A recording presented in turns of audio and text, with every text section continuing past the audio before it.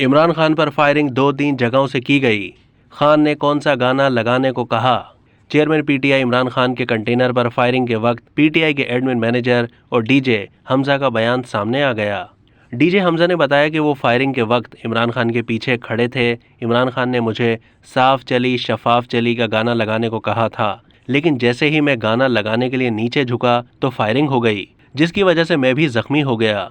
दूसरी जानिब तहरीक इंसाफ के जख्मी मैनेजर राशिद ने बताया कि फायरिंग के वक्त वो कंटेनर पर थे। खाना खाने के लिए जैसे ही नीचे बैठे तो फायरिंग हो गई। मैनेजर के मुताबिक लेकिन ऐसा महसूस हो रहा है जैसे बाएं जानिब से फायरिंग हुई, जिससे मुझे महसूस हो रहा है दोनों गोलियां छूकर गुजरी। हमजा का कहना था कि इमरान खान पर फायरिंग एक जगह से नहीं 2-3 जगहों से की गई। अब तक के लिए इतना ही। मजीद मालूमात के लिए डेली जंग के यूट्यूब चैनल को सब्सक्राइब कीजिए।